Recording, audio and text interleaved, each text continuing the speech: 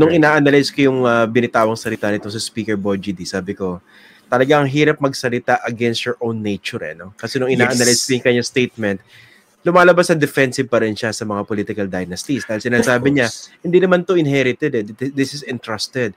Kahit daw kontrolado nila yung politika diyan kunwari sa kanilang probinsya, meron pa rin naman daw ilang natalo. So sa akin, kung if you're going to rally your chamber behind this anti-political dynasty bill, at the very least siguro ibaba nyo lahat ng defenses nyo Kasi kung yung tonong yon galing sa speaker na napaka-defensive, ano pa yung sasabihin na iba pang mga nagtataba ang political dynasties?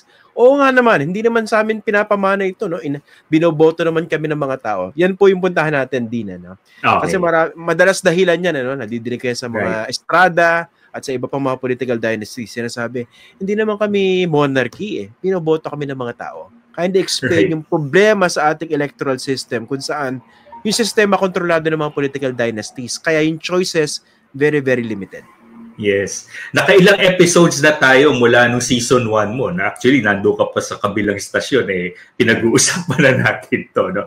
Ang punot dulo, palagi sinasabi nila, demokrasya to, inalal kami. No? Ang tanong palagi, paano kayo nahalal? Kasi meron ng tinatawag sa politika natin, yung tinatawag na incumbency advantage. Pag ikaw ay nahalal, nagkakaroon ka ng advantage dahil nasa iyo ang resources ng posisyon mo. Kung ikaw ay mayor, kung ikaw ay congressman, kung ikaw ay senador, di ba?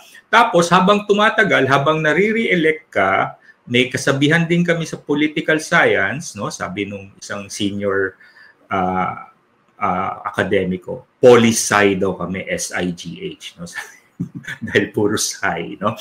So, ang problema ay power begets power, no?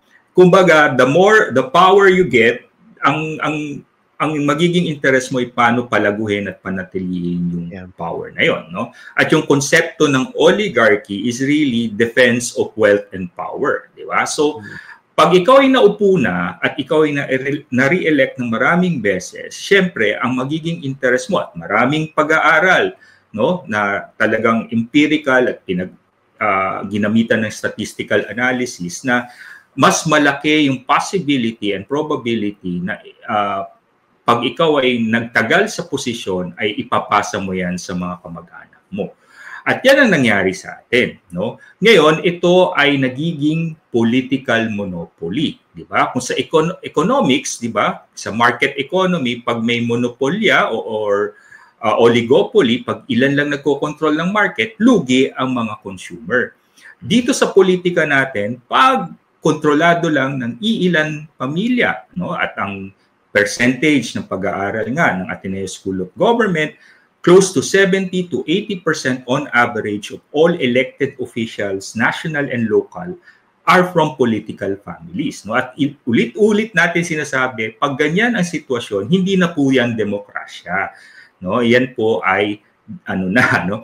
Yung tinatawag na kalokohan na yan. No? So, may election nga, nahahalal kayo, pero walang choice ang tao. So, hindi talaga yun totoong demokrasya. Kasi isa sa mga prinsipyo ng demokrasya ay give chance to others. Diba? So, ngayon, hindi mo naman masasabi may mabait, may mabuti, may hindi mabuti. No?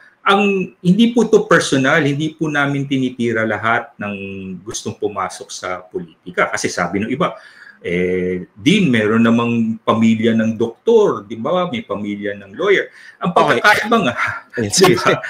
Sorry din puputulin kita ng konti. Medyo napupundi lang ako sa comparison na yan, no? Yes. Family of doctors, family of engineers, family of lawyers. Kailangan ipaliwanag kung bakit magkaiba yung nature pag yung puro politiko sila sa isang pamilya. Okay. Kasi nga, di ba, public office is public trust. Hindi ito precisely pagmamay-ari or family heirloom na ipapasa mo sa, di ba?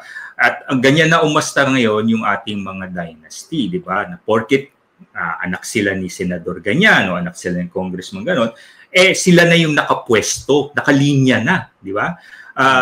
Parang paano na yung ordinaryong tao? May mas maraming henerasyon ngayon na mas at in tune, no, sa pagbabago sa mundo, pagbabago sa teknolohiya, may mga bagong ideas pero hindi nabibigyan ng pagkakataon dahil nga may bara ang sistema natin sa politika. At ano yung barang yun? Itong mga dynasty na ito.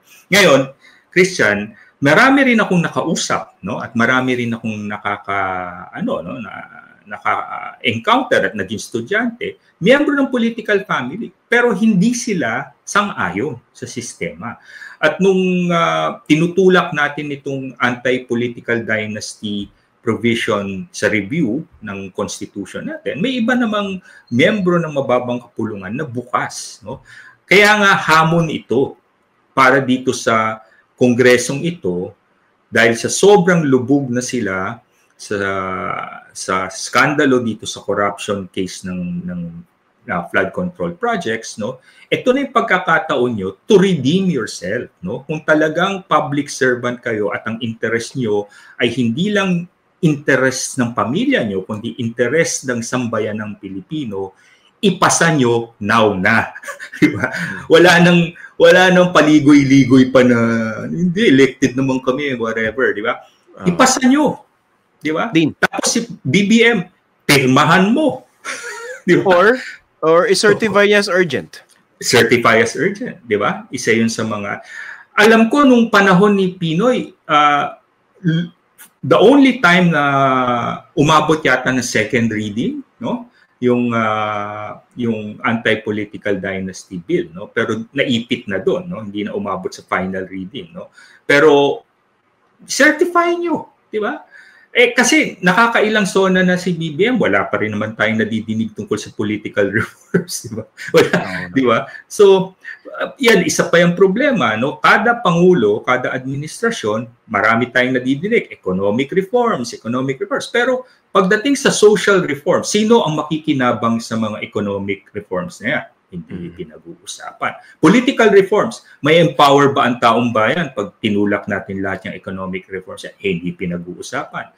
So ngayon, in the midst of all of these scandals, this corruption, no, talagang sukdulan na, now is the time for change, no? And this is not the time na magbulahan tayo at gamitin natin 'to sitwasyon na ito para maglamangan o magtirahanin Duterte versus Marcos and vice versa, no? Now is the time to really push for real reforms. At kung hindi natin gagawin yan, wala na talagang pagkakataon at lubog na tayo.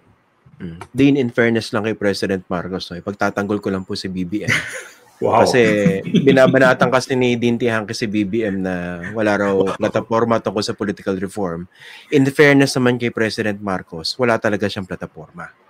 So, unity lang talaga. Unity. Kasi, nung inoobserbahan ko yung kanyang administrasyon, yung plataforma parang lumalabas on the fly eh. Uy, hindi na pala ng corruption sa flood control. Eto na, pag-usapan natin. Uy, eto na pala. Kumbaga nag-a-adjust no? In fairness to the president, wala siyang plataforma. In fairness to him din naman, itong sa SONA niya, naging whistleblower siya nung sarili niyang administrasyon. Ngayon lang tayo nakakita ng presidente nag-whistleblow. Pero, may dahilan yon, no? Ano yung dahilan? Alam naman natin, at that point of his presidency, the midterm, no, he suffered from two major political setback. Yung una, yung resulta ng halalan, no? Yung kanyang alyansa para sa bagong Pilipinas na ine-expect na mananalo ng up to 8 or 9 seats, kampante sila dahil ano ang pinairal nila? Patronage politics, ayuda.